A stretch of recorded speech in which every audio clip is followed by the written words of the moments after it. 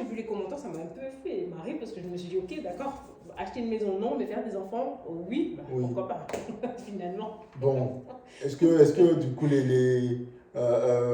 la maison est plus importante que les enfants? Ouais. Ça inclut aussi tout ce qu'on est supposé faire, toutes les règles implicites qui se dégagent directement du mariage, comme par exemple la fidélité.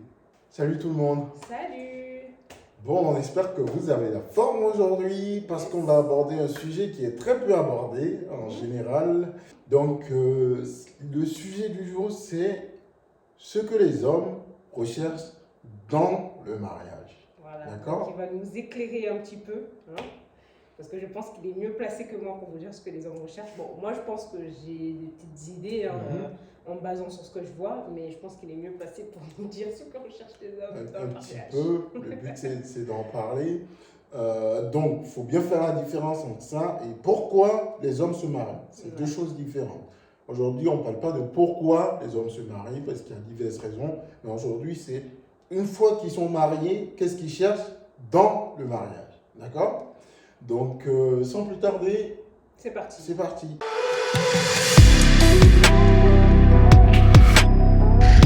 Quand tu es en couple avec quelqu'un, quand tu te mets en couple avec ta chérie, pour ton foyer, du coup, une fois que tu es dans ton foyer, ce que tu recherches en premier, c'est qu'elle te respecte dans sa manière de se comporter vis-à-vis de toi, en ta présence comme en ton absence. Tu vois? Et quand je dis le respect, ça inclut aussi tout ce qu'on est supposé faire, toutes les règles implicites qui se dégagent directement du mariage, comme par exemple la fidélité. Voilà, quand tu respectes quelqu'un, tu ne commets pas des infidélités, tu vois? Après, je veux dire, c'est ce que l'homme demande, et c'est ce qu'il veut dans sa relation, mais ça implique aussi ce que lui... Je pense que quand lui, de son côté, est respectueux et reconnaissant, logiquement, de l'autre côté, la reconnaissance et le respect va venir. Oui. En fait, ça se fait si lui aussi, de son côté, donne la même chose, tu vois. Je pense qu'on est un peu effet miroir avec une personne. Si tu vois le respect et la reconnaissance de l'autre côté, automatiquement, tu vas avoir ça. Donc, si toi, tu donnes ça, tu vas recevoir ça, je pense, de la part de la personne qui est en face de toi. Donc, si tu rentres dans un mariage en te disant, je sais ce que je vais te donner, et à ce moment-là, on ne te le donne pas, ou ça ne vient pas, là, mais généralement, ça vient si toi-même, tu rentres dans l'optique de respecter et de mettre en... Qu'est-ce qu'on a dit déjà? Oui, le respect doit être mutuel. Voilà, c'est ça. Et la reconnaissance, tu vois. En tant qu'homme, ce que tu veux, c'est ton rôle, c'est d'être comment on va dire ça, le pourvoyeur et le protecteur, tu vois. Non seulement pour ton épouse, mais aussi pour les enfants, quand il y a des enfants et tout. Donc, pour le fait d'assumer ce rôle-là, ces missions-là, du coup, en fait, ce que tu voudrais en retour, c'est qu'on puisse te le reconnaître, tu vois. Mon mari, il fait ça, mon chéri, tu fais ça, c'est très bien, je t'apprécie pour ça, j'apprécie que tu fasses ça pour nous, tu vois, que tu lui montres du respect et de la reconnaissance dans ces éléments-là, tu vois. Ensuite, la paix émotionnelle et l'harmonie dans le foyer. Tu vois, tu veux juste vivre une vie tranquille, paisible, calme. Tu rentres du boulot, tu es tranquille, la tête posée, tu te reposes. Tu as quelque part où tu peux te retrouver dans ton... Tu vois, comme on dit, c'est en retrait de la société. Donc quand tu rentres, tu vas te poser, tu vas être tranquille. Tu vas avoir quelqu'un sur qui te poser, pas d'histoire, tu vois. Et tu te sens accueilli, etc. Donc, c'est vrai que quand tu rentres et que c'est tout le temps la guerre, ça va pas, tout le temps les disputes. Après, encore une fois, moi je suis là pour casser. Non, encore une fois, si tu recherches la paix, c'est que dans ton attitude de tous les jours, tu fais les choses pour qu'il y ait la paix dans la maison, tu vois. Tu peux pas faire des mauvaises choses et attendre à ce qu'on t'accueille avec la paix. Je sais pas si tu vois ce que je veux dire. Donc, je pense que si tu rentres dans une relation en cherchant tout ça, c'est que toi-même, tu es prêt à aussi rapporter cette paix et à faire les choses bien pour qu'on t'accordes de la paix dans Oui. la relation. Mais il y a certains hommes aujourd'hui qui recherchent la paix, mais qui font pas les choses pour qu'il y ait la paix. Et ils vont vouloir à la personne de ne pas lui donner la paix, alors qu'il n'arrive pas peut-être à se mettre en retrait et à réfléchir, à se dire, je veux la paix, mais est-ce que je fais les choses pour avoir la paix dans ma relation? Donc après, il va partir de là en se disant, j'ai pas la paix dans cette relation, je vais aller chercher la paix ailleurs, alors qu'en fait, c'est juste parce que lui aussi, de son côté, il n'a rien fait pour ça. Tu vois? Donc, Attends, un exemple concret, tu vois, là, parce que tu... un exemple concret, je sais pas, il est sorti, par exemple, pour aller faire des trucs avec ses amis, et il rentre à une heure tardive, tu vois. Il n'a pas prévenu, il n'a rien dit, il rentre, et il attend à ce qu'on rentre et qu'on l'accueille les bras ouverts et content, joyeux, bonjour, comment tu vas? Et si on commence à lui rentrer dedans, lui dire, mais pourquoi t'as pas donné de nouvelles et tout, il va dire qu'on cherche des nouvelles. Je sais pas si tu vois ce que je veux dire, tu cherches des problèmes, je rentre, tu peux m'accueillir tranquillement. Ben non, je peux t'accueillir tranquillement parce que toi, t'as pas fait les choses bien pour que moi, quand tu rentres, je sois en paix pour t'accueillir, tu vois. Je sais pas si tu vois ce que je veux dire. Donc tu peux pas te dire, je cherche quelque chose, si tu fais pas les choses aussi pour que cette chose-là s'installe dans ton foyer. Tu pourrais l'accueillir calmement aussi et puis en discuter dans un second temps. Oui, T'es mais pas bon. obligé de... Non, mais pas lui rentrer dedans, lui crier dessus, mais en lui posant pourquoi tu m'as pas donné. Là, il y a certains hommes déjà qui trouvent que ça, c'est pas la paix. Qu'on leur demande des explications sur ce qu'ils sont en train de faire. Tu vois? Donc après, ça dépend. Parce qu'il y a certaines personnes, la paix, ils attendent à ce qu'on les lâche, surtout. Lâche-moi, je fais ce que j'ai à faire et tu me laisses. Et au moment où tu essayes un peu de dire certaines choses, c'est directement un foyer où il n'y a pas la paix, où on ne me laisse pas tranquille. Donc, il faut aussi voir ce que lui fait pour ça. Mais je suis d'accord avec... après, je suis d'accord avec Je suis pas en désaccord avec le fait que quand tu veux quelque chose, il faut que tu agisses en conséquence pour avoir ce que tu veux. Tu vois? Oui, non, mais c'est aussi pour rappeler aux hommes que c'est vrai que c'est ce que les hommes recherchent dans un mariage, ou les femmes aussi, que c'est ce que les hommes recherchent dans un mariage, mais lui aussi doit aussi contribuer à cette... à rapporter ou à donner envie à la personne de lui faire vivre la paix, le respect et la reconnaissance. Oui, je suis d'accord avec toi. Autre pilier, du coup, je dirais la connexion sexuelle, émotionnelle avec son partenaire. Tu vois, une fois encore, allez, on va faire la nuance entre la connexion sexuelle et la connexion émotionnelle. Nous, les hommes, on n'est pas des machines. D'accord? On aime le sexe, mais on veut aussi qu'il y ait un minimum de connexion émotionnelle avec le partenaire. Tu vois, je veux pouvoir t'aimer, je veux sentir que tu m'aimes, que tu me rends l'amour que je te donne, tu vois, que ce soit un procédé réciproque. Et j'adorerais aussi que ça puisse bien se passer sexuellement, parce qu'au final, c'est un aspect important du mariage aussi, limite même c'est un devoir conjugal que de pouvoir avoir des relations entre adultes, tu vois. Le but, c'est que ça se passe bien. L'idéal, c'est que ça se passe bien. Pour moi, l'un ne va pas sans l'autre. Mais tu as besoin des deux connexions. Des deux, Seulement, en fonction des individus, il y aura peut-être un qui va prendre le dessus, c'est ça, tu vois. Et voilà. Et certains vont dire, par exemple, quand je ne suis pas en phase avec lui ou avec elle, j'ai pas envie de faire quoi que ce soit avec eux. Alors que d'autres, ils vont se dire, que je sois en froid ou en chaud avec elle, sur un coup, si on doit faire le truc, je vais faire. Et puis après, on réglera nos problèmes, tu vois. Alors qu'il y a des personnes, oui, au moment où on s'est disputé, ne me touche pas, ça passera pas. Le quatrième pilier sur lequel on va prendre un peu plus de temps pour en discuter, parce que honnêtement, je suis très très surpris, surtout quand j'ai exploré le sujet et j'ai regardé un peu sur les réseaux sociaux. J'ai vu que c'est un sujet qui divise profondément les gens. Et l'avis des gens m'a beaucoup plus surpris parce que je ne m'attendais pas vraiment à cette prise de position. Je ne sais pas si elle est majoritaire dans la société en général, mais sur les réseaux sociaux, c'est quelque chose qui a beaucoup d'écho, tu vois. C'est le pilier déjà, c'est pour la croissance partagée, tu vois. Pouvoir partager des choses ensemble, faire des projets ensemble, évoluer ensemble, faire des choses partagées et grandir ensemble. Ça peut être des projets professionnels aussi, ou acquérir des biens ensemble, etc. Tu vois, le besoin de pouvoir partager quelque chose, parce que si tu ne partages pas quelque chose, un projet ou quelque chose d'avenir avec la personne avec qui c'est tu es, pas rassurant, je trouve. Je trouve que c'est si bizarre. Si tu rentres dans un mariage et que tu n'as aucun projet avec ton homme, chacun ses projets de son côté, après ça arrive, hein, mais il n'y a rien, aucun projet en commun qui va vous relier. Oui, c'est sûr que ça donne, c'est pas sécurisant, mais bon. Et du coup, en fait, ça va se résumer à quoi? Le seul projet que vous avez en commun, c'est les enfants. On partage les enfants et le sexe et les charges du foyer ensemble, c'est tout.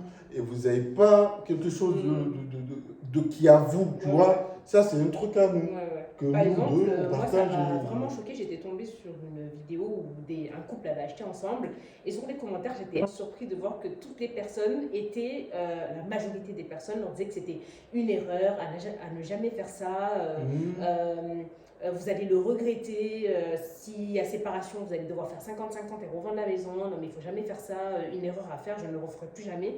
Donc finalement, je me suis dit, à quoi bon se mettre avec une personne si tu n'arrives même pas à te projeter, acheter une maison avec parce que tu as peur qu'il y ait séparation ou que ça se passe mal par la suite. Donc je me demande pourquoi ces personnes trouvent que c'est une erreur finalement de devoir acheter avec son partenaire et avoir un projet. Et pareil, j'étais tombée sur une autre vidéo où un monsieur qui était marié, qui était en couple, pour lui, ne se voyait pas avoir des projets professionnels avec sa femme. Impossible. Avec des amis, il peut avoir un projet professionnel avec un ami, mais si ça doit être avec sa femme, il ne se voit pas faire de projet pro avec sa femme. Voilà. Et je trouvais ça un peu bizarre, parce que je me suis dit pourquoi. Moi, je suis tombé pareil. J'étais tombé sur cette vidéo où ils ont acheté, les époux ont acheté ensemble. Et sous les commentaires, c'était pareil. Non, il ne faut jamais acheter ensemble. Qu'est-ce que c'est que cette histoire? C'est un piège, c'est pas sérieux, c'est même bizarre de faire ça. Mauvaise idée. Et je me suis dit, mais j'ai halluciné ou quoi? Et en fait, c'est une opinion qui est revenue majoritairement dans les échanges en commentaire. Et je me suis dit, c'est quoi l'objet de se marier, de se mettre en couple avec quelqu'un si au final, vous ne pouvez rien faire ensemble, vous n'avez pas de perspective, de projet en commun? Je sais pas, avoir des projets en commun, c'est quelque chose qui permet aussi de vous souder. En fait, c'est votre truc à vous, ça, que vous faites, et c'est quelque chose qui vous permet de vous projeter. Ça ne veut pas forcément dire qu'il faut tout faire ensemble. Tous les projets sont ensemble, mais on peut avoir des minimums, des trucs à avoir. En plus, des projets pas à court terme, parce que oui, il y a des projets à court terme où il faut partir en vacances l'année prochaine, voilà, des petites choses comme ça, mais vraiment des projets où tu te vois sur 10 ans avec la personne, voilà, un projet sur le long terme, ouvrir un commerce. Je sais pas. Après, je peux comprendre les personnes qui n'ont pas envie d'avoir de projets professionnels ensemble. Ça peut se comprendre. Ça peut ne pas être. Peut-être que cette personne n'a pas envie d'intégrer sa femme parce qu'il a envie de faire ses affaires. Oui, mais voilà, ça peut se ce que je dis, c'est pas forcément professionnel. Ça peut être autre chose. Oui. Ça peut être personnel aussi. En dehors de la vie professionnelle, vous pouvez avoir des projets personnels ensemble. Je pense que les gens sont plus réticents quand il s'agit d'engagement majeur. Tu vois? Mais je trouve déjà que se marier avec quelqu'un, c'est déjà un engagement majeur. Oui, mais même là, déjà, il y a des gens qui ne se font pas confiance. Au début même du mariage, il y a des gens qui vont faire des contrats de mariage, par exemple. Avant même de s'engager. Donc déjà, tu vois qu'on rentre en se disant, bon, on rentre dans le mariage, d'accord, mais je me protège, tu vois. Moi, je suis d'accord avec le fait de se protéger, mais il ne faut pas être méfiant à ce point, tu vois, où je ne veux rien faire en commun avec la personne avec qui je suis, chacun ses projets, et puis on se soutient mutuellement. Si vous êtes d'accord avec, pourquoi pas? Oui, après, si vous êtes d'accord avec ça, oui. Moi, ça ne me rassure pas. Tu vois, personnellement, si je viens te voir et je te propose de faire un projet avec moi, tu déclines, un deuxième avec moi, tu déclines, un troisième avec moi, tu déclines. Et que je te dis que je préfère que chacun ait ses projets personnels, on se soutient, mais je ne me vois pas avoir un projet en commun avec toi sur le long terme, mais bon, ça m'intéresse pas. Bon, je sais pas trop comment je dois le prendre, tu vois. Ouais, moi aussi, je le prendrais un petit peu mal, mais bon, après, certaines personnes vont nous dire qu'on est peut-être... on se rend pas encore compte de se lancer dans ces choses-là, ça peut être risqué. Mais je pense que dans la vie, il y a plein de choses. Se marier, c'est risqué déjà. Avoir des enfants, c'est risqué. Donc bon. Mais ce qui est marrant, c'est que par exemple, ils ont peur d'acheter une maison ensemble parce qu'après, il va falloir revendre, faire 50-50. Mais ils n'ont pas peur de faire plusieurs enfants ensemble. Pareil, en séparation, il va falloir faire des gardes partagés, il va falloir se j'ai des enfants, il va falloir voilà, se trouver un terrain d'entente pour faire vivre des enfants. Donc ils ont plus peur finalement d'acheter une maison qu'ils vont devoir revendre et partager que de faire des enfants ensemble, qui est aussi un projet à très très très long terme. Oui, c'est jusqu'à ce que même quand ils partent du concours familial, ça reste quand même. Les gosses, ils sont là. On peut pas. Voilà. Donc ça me fait. Quand j'ai vu les commentaires, ça m'a un peu fait marrer parce que je me suis dit, ok, d'accord, acheter une maison, non, mais faire des enfants, oui, oui. Pourquoi pas, finalement. Bon, est-ce que du coup, la maison est plus importante que les enfants? Ouais, je sais pas. C'est matériel. Oui, mais le matériel est plus important que apparemment, d'après les commentaires, ça avait l'air plus important que les enfants. Ouais, c'est sidérant. Donc c'est vrai que quand tu vois des choses comme ça, tu te dis d'accord, bon, après je vais pas dire ça, ça va peut-être les. Quand vous lancez une entreprise, vous pouvez bien lancer une entreprise avec un ami. Oui. Aujourd'hui, ça peut bien se passer. Demain, ça se passe plus bien. Chacun prend sa route, ils vont se séparer de société et puis leur rachètent ou les deux vendent, ils quittent la société comme quand on a des biens en commun, chacun vend et puis il y a des gens qui se voilà, on se plie, tu vois. Un projet avec un ami, après peut-être parce que la femme ne se...